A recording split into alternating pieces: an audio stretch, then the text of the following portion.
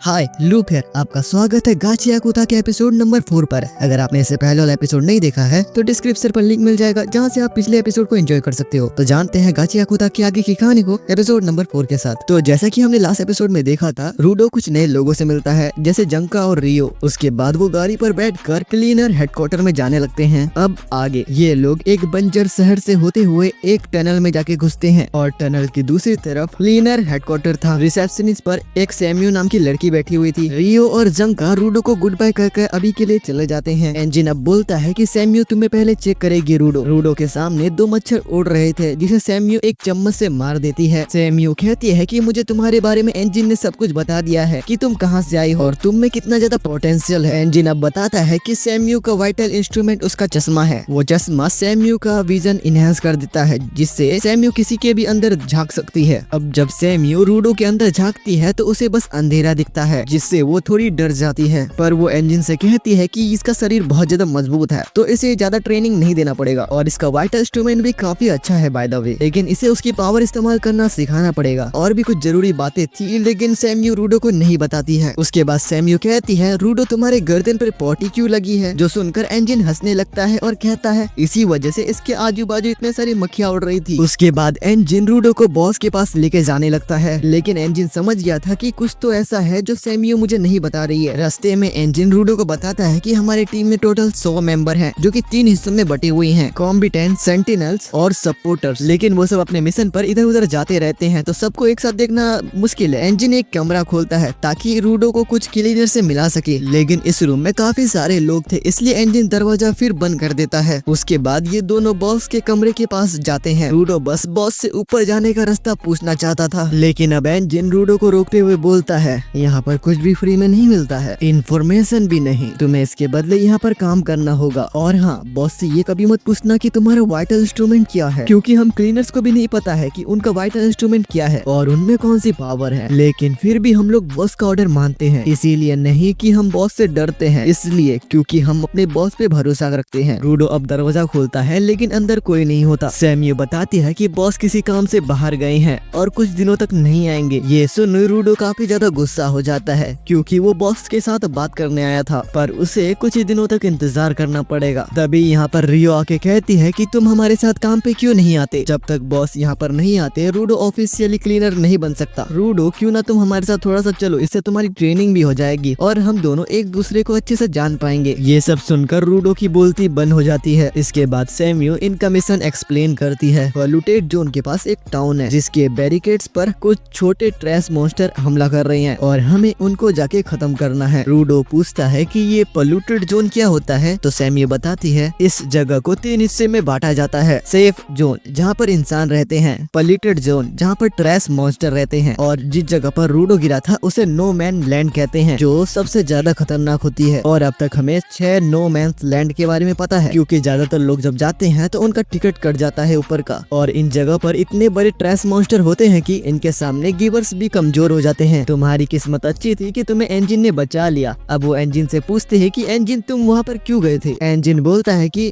मैं तो बस टहलने गया था। उसके बाद सैम्यू बोलती है कि पॉल्यूटेड जोन में हमेशा मास्क पहन के रहना और ये लो और अगर तुम मास्क खोलते हो तो तुम बहुत जल्द बीमार हो जाओगे और नो मैन लैंड के अंदर 15 मिनट के भीतर अगर तुमने मास्क नहीं पहना तो तुम्हारा ऊपर का टिकट इस शॉर्ट में बताता हो कि मर जाएगा। उसके बाद वो रियो के साथ मिशन पर जाता है। रियो कहती है कि ये मिशन काफी ज्यादा आसान होने वाला है इसीलिए रूडो को सब ध्यान से देखना चाहिए। अब रूडो अपने मन में सोचता है कि जब मैं स्पेयर में था तो मुझे लगा नहीं था कि यहाँ पर कोई रहता भी होगा और जिनको भी पीठ में फेंका जाता होगा वो मर जाता होगा, लेकिन यहाँ पर तो शहर बसे हुए हैं, लेकिन इस शहर में रहने वाले किसी को पता भी होगा। रूडो को यहाँ पर कचरा नहीं खजाना दिख रहा है। अगर रूडो को यहाँ पर बस चले तो पूरे कचरे को ठीक करके भेज देगा। अब रूडो रियो से पूछता है कि ये बाकी लोग कौन है। रियो बताती है कि ये भी क्लीनर्स है लेकिन ये सपोर्टर ब्रांच में आते हैं, इनके पास इतनी पावर नहीं है लेकिन ये काफी ज्यादा इम्पोर्टेंट है। एक आदमी अब रूडो से हाथ मिलाने आता है लेकिन वो रूडो का हाथ पिचका देता है। इस आदमी का नाम ग्रिस है और इसके हाथ में इतनी ज्यादा ग्रिप है कि ये किसी भी ट्रैश मॉन्स्टर का आर्मर तोड़ सकता है। रूडो अपने मन में सोच रहा होता है कि मुझे इनका मिशन ध्यान से देखना चाहिए और सीखना चाहिए। उसके बाद बैरिकेड के पास काफी सारे मॉन्स्टर आ जाते हैं जो दिखने में डोंकी जैसा थे। इतने सारे मॉन्स्टर को देख के रूडो डर जाता है, लेकिन रियो बोलती है कि टेंशन मत लो, ये लोग बहुत ज्यादा स्लो होते हैं और कमजोर हुए होते हैं, ये तो बैरिकेड के अंदर एक होल भी नहीं कर पाएंगे। अब ये ट्रैश मॉन्स्टर बैरिकेड के ऊपर हमला मतलब सिर मारने लगते हैं। रूडो समझ जाता है कि ये मॉन्स्टर किसी जानवर की तरह दिखते हैं और बिहेव भी उसी तरह करते हैं। उसके बाद यहाँ पर कुछ बड़े बड़े भेड़ यहाँ पर अटैक कर देते हैं जो कि बैरिकेड्स को तोड़ने लगते हैं। रूडो रियो से कहता है कुछ करो। रियो कहती है टेंशन मत लो, ये लोग बस थोड़े ज्यादा स्ट्रॉन्ग है, तुम मुझे खाली देखते रहो, इन्हें तो हम आसानी से हरा देंगे और जितने जल्दी हम ये काम पूरा करेंगे उतने जल्दी हम घर जा पाएंगे। रूडो को यहाँ पर समझ में नहीं आता कि रियो इतनी चिल कैसे है, उसे यहाँ पर बिल्कुल भी डर नहीं लग रहा। अब रियो कहती है कि अगर तुम्हें इधर जिंदा रहना है तो तुम्हें अपने दिमाग को शांत रखना होगा। रूडो सोचता है हाँ यार, इंजन भी हमेशा शांत रहता है, तो अब से ये डिसाइड हो गया, मैं हमेशा चिल रहूंगा। तभी यहाँ पर एक बड़ा सा मॉन्स्टर आके बैरिकेड्स तोड़ देता है, जिसे देखकर रूडो काफी ज्यादा डर जाता है, लेकिन वो शांत रहता है। उसके बाद रियो कहती है कि मैंने आज से पहले इतना ज्यादा कमाल का मॉन्स्टर नहीं देखा। उसके बाद रियो अपने पॉकेट से एक कैची निकालती है और यही उसका वाइटल इंस्ट्रूमेंट है। उसके बाद रियो अपने कैची को ट्रांसफॉर्म कर लेती है और उसके बाद वो कैची को अपने पैरों से चलाने लगती है और ट्रैश मॉन्स्टर को काटने लगती है। क्रिस कहता है कि ये इसका वाइटल इंस्ट्रूमेंट है और इसका नाम है रीपर था। ज्यादातर लोग कैची अपने हाथ से चलाते हैं, लेकिन ये अपने पैर से चलाना ज्यादा पसंद करती है, यानी कि एक गिवर अपने वाइटल इंस्ट्रूमेंट को जैसे चाहे वैसे कंट्रोल कर सकता है। क्रिस रूडो से कहता है कि भले ही तुम देखने आए हो लेकिन चौकन्ने रहना। ये बोलते ही उसके पीछे एक ट्रैश मॉन्स्टर उसके पीछे से अटैक कर देता है, लेकिन बीच में ग्रिस आकर एक थप्पड़ मारकर उसे रियो के पास फेंक देता है और रियो उसे खत्म कर देती है। उसके बाद रियो हेडफोन से दूसरे सपोर्टर्स को कहती है कि मेरे तरफ और भी मॉन्स्टर को फेंको। रूडो समझ जाता है कि भले ही सपोर्टर्स एक मॉन्स्टर को ना मार सके, लेकिन वो मॉन्स्टर को कमजोर कर सकते हैं ताकि गिवर्स को मारने में आसानी, और इस तरीके से इन लोग एक टीम जैसा काम करते हैं। रियो ने सारे ट्रैश मॉन्स्टर को ठिकाने लगा दिया था, अब बस वही बड़ा वाला मॉन्स्टर बचा था और रियो उससे लड़ने लगती है, लेकिन यहाँ पर एक छोटा ट्रैश मॉन्स्टर अभी भी जिंदा था और वो एक सपोर्टर के ऊपर हमला कर देता है, लेकिन रूडो बीच में आके उस सपोर्टर को बचा लेता है। रूडो अब बोलता है अगर मुझे इन्फॉर्मेशन चाहिए तो मुझे क्लीनर्स ज्वाइन करना पड़ेगा, लेकिन मैं किसी के ऊपर बोझ नहीं बनना चाहता। उसके हाथ में एक डंडा था जिसे वो ट्रांसफॉर्म कर लेता है और वो लाठी एक पिंजरे जैसा बन जाता है। रूडो को समझ में नहीं आ रहा होता है कि मैंने आखिरकार ऐसा किया तो किया कैसे। वो मॉन्स्टर अपने दांतों से ये पिंजरे को तोड़ने वाला था, लेकिन तभी रियो यहाँ पर आके उस मॉन्स्टर को खत्म कर देती है और रूडो की तारीफ करती है कि तुम किसी की जान बचा रहे थे। ग्रिस अब रियो से कहता है कि तुमने बड़े वाले को मार दिया ना। रियो कहती है कि मैंने उसके 2 टुकड़े कर दिए थे, लेकिन वो फिर भी पता नहीं कैसे रीजनरेट हो रहा है। ये बात काफी ज्यादा अजीब है कि ये मॉन्स्टर वाइटल इंस्ट्रूमेंट से भी नहीं मर रहा है, लेकिन ट्रांस मॉन्स्टर तो किसी जानवर की तरह होते हैं, तो इसके 2 टुकड़े करने पे इसे मर जाना चाहिए था। उसके बाद रियो कहती है कि मैं इसके इतने ज्यादा टुकड़े करूंगी कि पूछो मत। ग्रिस कहता है कि ये नए टाइप का मॉन्स्टर है तो हमें इसे रिपोर्ट करना चाहिए, और उसके बाद ये दोनों यहाँ से चले जाते हैं। अब रूडो बोलता है कि मैं क्या करूँ, जिस पे रियो कुछ नहीं बोलती। अब रियो उस ट्रैश मॉन्स्टर से लड़ने लगती है और उसके सारे बाल को काट देती है और देखती है कि उसके सर के अंदर कुछ चमक रहा था। अब वो मॉन्स्टर पागल हो जाता है और इधर उधर अटैक करने लगता है और उसका एक हमला रूडो को भी लग जाता है। रूडो अपने मन में सोच रहा होता है मुझे तो उसे मारना था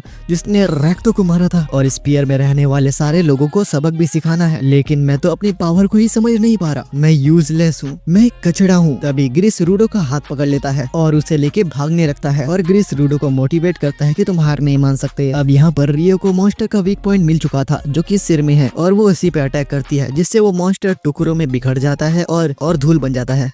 रियो कहती है कि मैंने इस चीज पर अटैक किया जिससे ये मॉन्स्टर मर गया, और यही इसका पावर सोर्स था। और हम देखते हैं वो एक चाकू था, यानी कि एक वाइटल इंस्ट्रूमेंट है। ये कचरा मॉन्स्टर के अंदर गया तो गया कैसे, ये तो नामुमकिन है। दूसरी तरफ हम उस आदमी को देखते हैं जिसे रूडो ने दूसरे एपिसोड में पीटा था। ये खुद को एक बंद कमरे में पाता है, इसके सामने एक होड़ी वाला शख्स बैठा हुआ था और ये अननोन पर्सन इससे रूडो के बारे में पूछने लगता है। जो स्पिरिट ऊपर से आया था वो अब कहाँ है। और इसी के साथ ये एपिसोड यहीं पे शेष होता है। तो मुझे बताना आपको ये एपिसोड कैसा लगा। तो देखो दोस्तों, अब ट्रैश मॉन्स्टर के पास भी वाइटल इंस्ट्रूमेंट देखने के लिए मिल रहा है, और ये अनजान शख्स कौन सा है ये तो हमें नेक्स्ट एपिसोड के अंदर देखने के लिए मिलेगा। By the way, next episode का लिंक स्क्रीन पे आ रहा होगा, आप वहां पर क्लिक करके नेक्स्ट एपिसोड को एंजॉय कर सकते हो। आरिगातो for watching this video, sayonara.